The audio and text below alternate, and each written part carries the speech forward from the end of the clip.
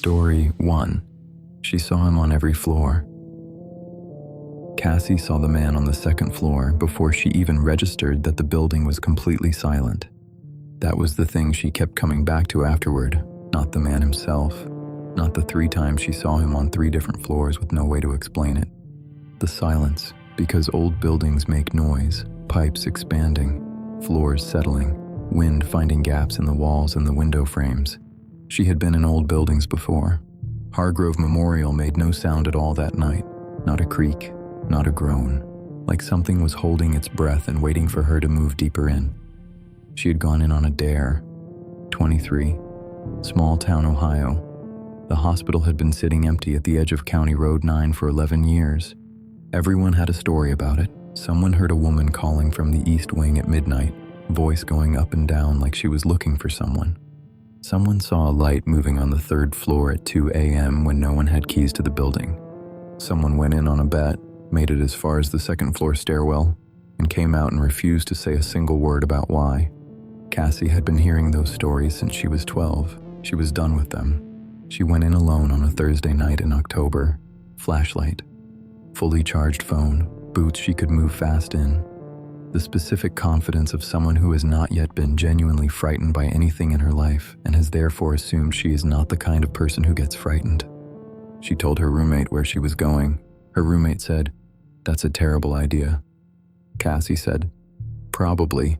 Her roommate said, "Don't go alone." Cassie said, "I'll be fine." She went anyway.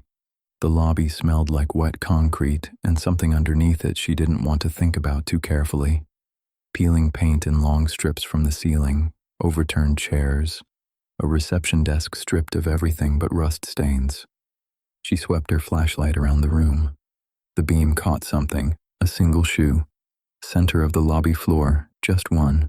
A man's shoe, old, laces still in it. She looked at it. Thought about picking it up. Didn't. Kept moving. She took the stairs to the 2nd floor. Halfway up she realized the silence was wrong. She stopped. Listened. Nothing. Not even wind. She kept going. She came through the stairwell door onto the 2nd floor hallway and saw him, tall, dark clothing, standing at the far end of the hallway, maybe 60 feet away, facing away from her. She stopped, told herself it was another explorer. People came here, she knew that. She called out, "Hey." Nothing. Not a flinch. Not a turn. Not the small, involuntary movement every person makes when they hear an unexpected voice behind them. Nothing. She stood there for 30 seconds watching him not move and felt something she didn't have a word for yet. She backed down the stairs quietly, each step deliberate, crossed to the far stairwell on the east side of the building, took those up to the 3rd floor, telling herself she wasn't scared, she was being smart, and those were different things. She was 12 steps from the far window when she saw him again. Same figure, same clothing, facing away. She froze. Her brain did the thing brains do, tried to find the explanation that made sense. A different person, a mirror, a trick of the light. None of them fit. She wanted to run. She forced herself to walk. She reached the stairwell, went down, crossed the lobby. He was there, beside the reception desk, between her and the door, still facing away. She didn't think. She went fast, gave him as much distance as the room allowed, hit the open doorway and kept moving until she was in her car. She locked the doors, sat there, both hands shaking on the wheel. She hadn't noticed the shaking until she looked down at them. Then she did something methodical, which surprised her. She found a receipt in her jacket and drew a rough map, marked each location, both stairwells, where she had been and when. There was no path between those 3 points that didn't cross hers. No elevator, no lights, no sound of movement. 3 appearances, less than 10 minutes. She drove home. She told her roommate what happened. Her roommate was quiet for a moment and then said very carefully, "Maybe it was just someone messing with you." Cassie said, "I thought about that." Her roommate said, "And?" Cassie said, "There was no sound. The whole time. Not once. and he never turned around. Her roommate didn't say anything after that. Cassie has driven past the building twice since. Both times she looked at the windows as she passed. Both times she told herself she was being ridiculous. Both times she did not sleep well when she got home. She told me the part she cannot stop returning to is not the 3 appearances. It is that all 3 times he was facing away. 2nd floor, 3rd floor, lobby, all 3 times facing away. Not watching her come in, not watching her leave, just facing away. Like something that already knew exactly where she was going, and was already there, and didn't need to look. Story 2, The Child in Room 114. Marcus was photographing room 114 when he heard a child laugh in the empty hallway outside. He lowered his camera. He was 6 years into urban photography, methodical, precise. He researched every building before entering. He checked for other people on the way in. He had been certain he was alone. The Whitmore Children's Hospital had closed in 1987 after a funding collapse. 41 years of operation, thousands of children through its wards. Marcus had spent 3 days reading about it before his visit. He went in on a Saturday morning in February, preferred daylight.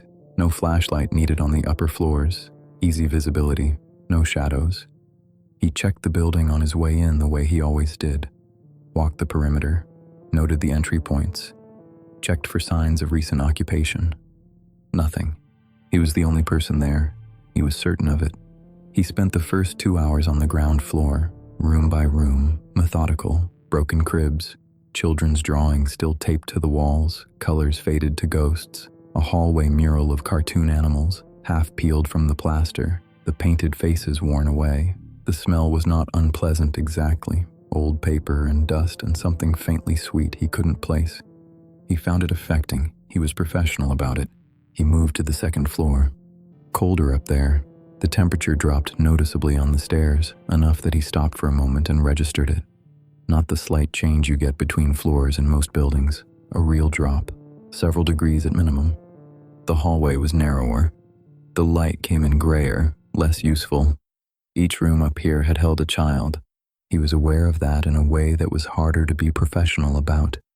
He had been in buildings with much darker histories and stayed professional. But there was something about the smallness of the rooms up here, the scale of everything. He stood in the doorway of the first room on the 2nd floor for a moment. An empty room, a window, old curtains, gray with age, barely moving in a draft he couldn't find the source of. He took his shot and moved on. He worked 3 more rooms. He was in room 114 when the sound came, a child laughing, not faint, not muffled, clear.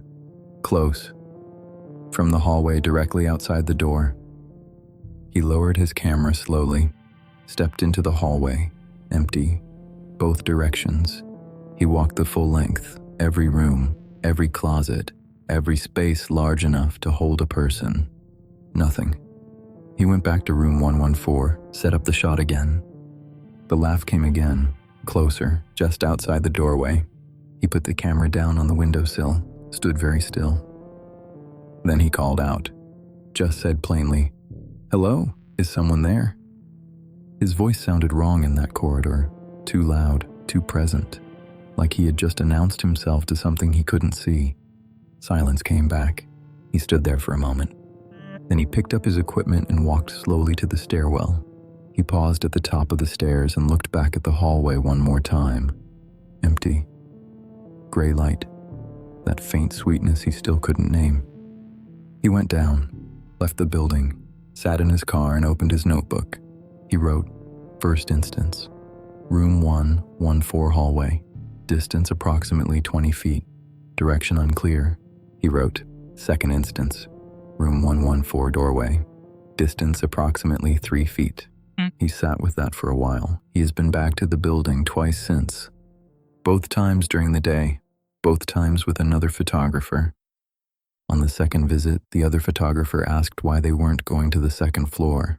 Marcus said, "I had a strange experience up there the last time." The other photographer said, "What kind of strange experience?" Marcus said, "I heard something I couldn't explain." The other photographer said, "In a building like this, Could have been anything. Wind, pipes, sound traveling from outside. Marcus said, "Yeah." The other photographer said, "What did you hear?" Marcus said, "A child laughing." The other photographer was quiet for a moment, then said, "We can skip the second floor." They skipped the second floor. He told me it's not what he heard that bothers him. It's the distance, 20 feet, then 3. It had moved toward him between those 2 moments. No footsteps, no door, no sound of approach. 20 feet, then 3. Like something that had decided it wanted to be closer and had simply become that. Story 3. What she found in the operating theater. Nadia has one rule. Whatever she finds in an abandoned building, she leaves exactly as it is. 8 years. Hundreds of buildings. She has never broken it. She came closest the day she entered St. Clement's. The hospital had closed in 1994. General medicine for most of the 20th century, surgical wing added in the 1960s. When it shut down, nobody came for the equipment. They locked the doors and walked away, tables still in position, drains still on the floor, lights above, unpowered but intact. Nadia had seen photographs online. She thought she knew what she was going to find. She worked through the main building first, ground floor through second. The smell of old hospitals is specific, antiseptic underneath dust, underneath time, sealed in a room for 30 years and becomes something else entirely. She moved through it room by room, photographed, left everything as she found it. She crossed the covered walkway into the surgical wing, glass-sided walkway, low afternoon light. It stretched her shadow out, long behind her. She noticed she was watching her shadow. She didn't usually do that. She pushed open the door to the first operating theater. The cold hit her immediately, shockingly colder than the main building, the kind that settles into spaces kept refrigerated for decades and never fully lets go. Her breath came out visible. She hadn't expected that. The smell was different too, old metal and something faintly chemical underneath it, the ghost of things she didn't want to name. The table was centered precisely. The surgical light above still angled correctly, still aimed at the exact point where a body would be. She spent 45 minutes in the first theater, moved to the second, also as expected. She crossed the corridor to the third, pushed the door open, stopped. There was a chair in the center of the room. Not a hospital chair, a wooden kitchen chair, old, ordinary.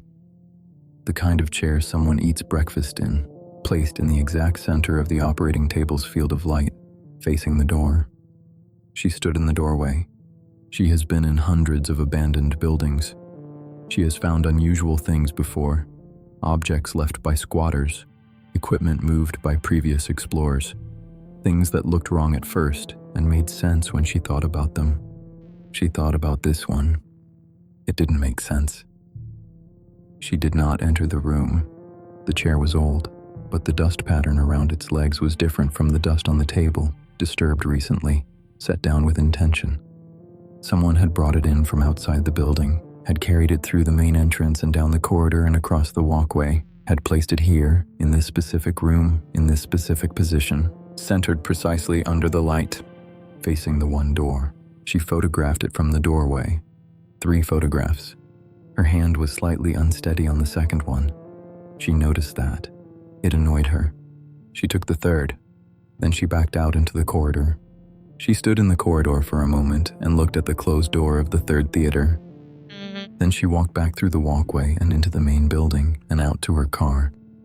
She showed the photographs to a friend afterward, another explorer, experienced, not easily unsettled. Her friend looked at them for a while and said, "Someone put that there deliberately." Nadia said, "I know." Her friend said, "Why would someone do that?" Nadia said, "I don't know.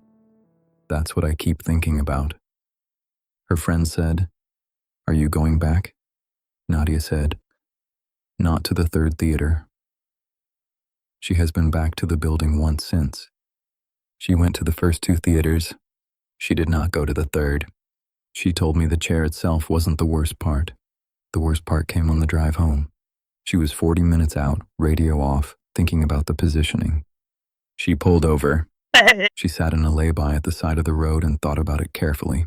The chair had been placed so that anyone entering through the only door would face it directly, not near the table, not facing the window, facing the door. Whoever placed it had stood in that doorway and positioned it deliberately, had adjusted it until the angle was correct, like something arranging a seat for itself and expecting to be in it when the next person arrived.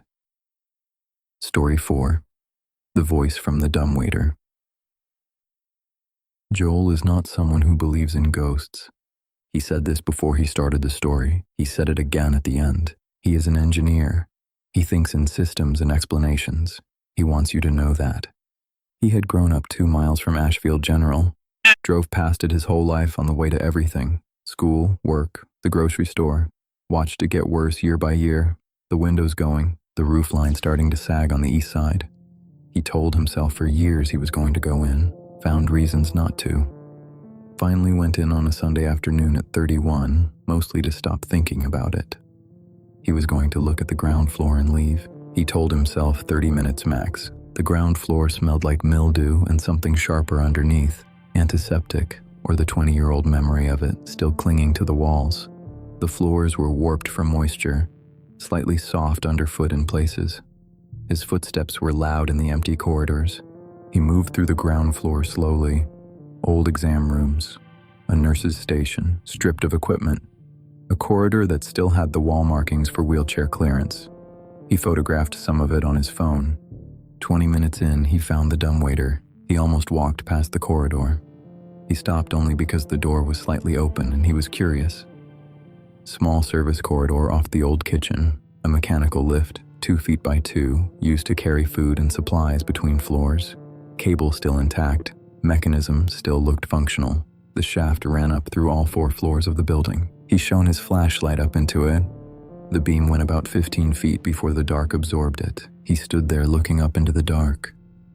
The shaft smelled like rust and old wood, and something mineral he couldn't identify. He was about to move on when the voice came down. Quiet, conversational. 1 word. Hello. He stepped back from the shaft immediately, stood very still, heart going fast.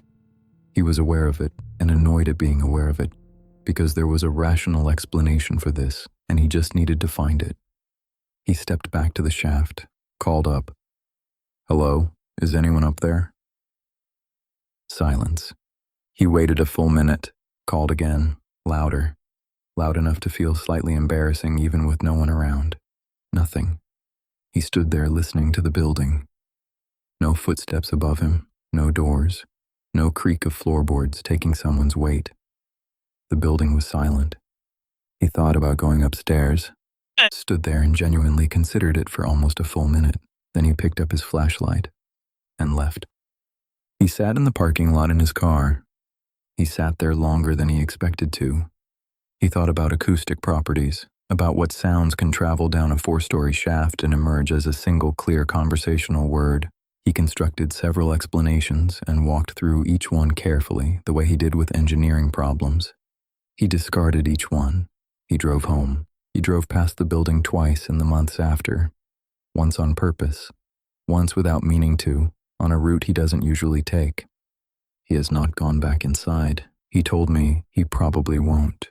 He told me the thing that bothers him most is not that the voice said hello, it is that it spoke first. He had not spoken. He had made no sound in the 20 minutes he had been in the building. He had only shone a flashlight up into the shaft and looked, and something, somewhere in that dark, had said hello. Then he said something he hadn't mentioned before. He said, I assumed it came from above me, but the shaft went both directions. I don't know if it came from above or below. I asked him what it would mean if it came from below. He was quiet for a moment. Then he said, I hadn't thought about that until just now. He said, I don't like thinking about it. Story 5. The Patient Who Wasn't There. I want to tell you something about Elena before I tell you this story. She is a former nurse, 14 years in healthcare. She is one of the most precise people I have spoken to for this channel. She does not use the word haunted. She used the word unexplainable once. Only once. Only after I pushed her. The old wing of St. Raphael's had been decommissioned when the new facility opened across the street. A small team was sent in to catalog equipment and clear records before the demolition contractors arrived. Elena was part of that team. It was slow work, methodical, the kind nurses are good at. She was working alone through the patient rooms on the 4th floor one afternoon in late October when she noticed the door to room 408 was closed. She had propped every door on the 4th floor that morning. She remembered doing room 408 specifically, the specific resistance of those old hinges. It was closed. She stood in the hallway and looked at it. Then she opened it. The room smelled different from the others. Heavier, like the air had been sitting a very long time without moving. The afternoon light was coming in at a low angle. Just past 4, there was an elderly man in the bed. White hair, hands folded precisely on his chest, eyes closed, completely still. Elena stood in the doorway. She processed what she was seeing. Then 14 years of nursing took over. You see a patient in a bed, you assess. You don't question whether they should be there. You assess.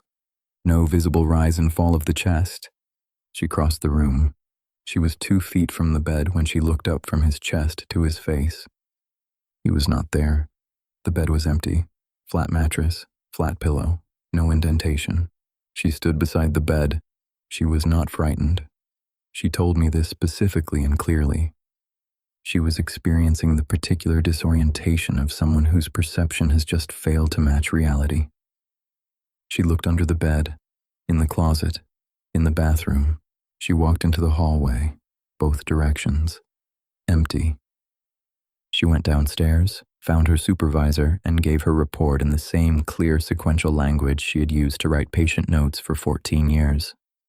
The supervisor listened to all of it without interrupting, then looked at Elena for a long moment.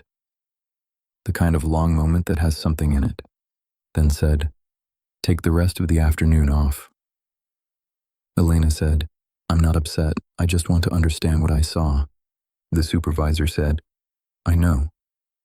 Elena said, "Has anyone else reported anything unusual in that wing?" The supervisor said, "I'll look into it." A pause. Elena said, "Sarah, has anyone else reported anything?" The supervisor looked at her, said, "Take the afternoon, Elena." She did not answer the question. That was the last conversation they had about it. Elena transferred to the records work across the street, did not go back into the old wing. She has thought about that afternoon many times. She has considered the light, the angle, fatigue, her mind constructing a figure from shadows and old bedding and the expectation of what a room like that should hold. She has considered all of it. She told me the thing she keeps coming back to is not what she saw. It is what she did. A nurse with 14 years of training crossed a room to check on a patient, without hesitating, without questioning. She just crossed the room, because that is what you do, and at 2 feet, he was gone. She said one more thing before we ended the conversation. She said, "In 14 years, I sat with patients in their final hours many times. I know what that stillness looks like. The folded hands, the closed eyes, the specific peace that settles on a person when they are finished." She paused. The man in room 408 had that stillness. I didn't say anything. She said, "The bed was cold." Just that, the bed was cold. She didn't say anything else. I didn't push her. 5 hospitals, 5 people who went in alone and came out different. Cassie still drives past Hargrove sometimes, still looks at the windows, still tells herself she's being ridiculous. Marcus keeps his notebook from that Saturday in February, rereads the entry sometimes, changes nothing, adds nothing.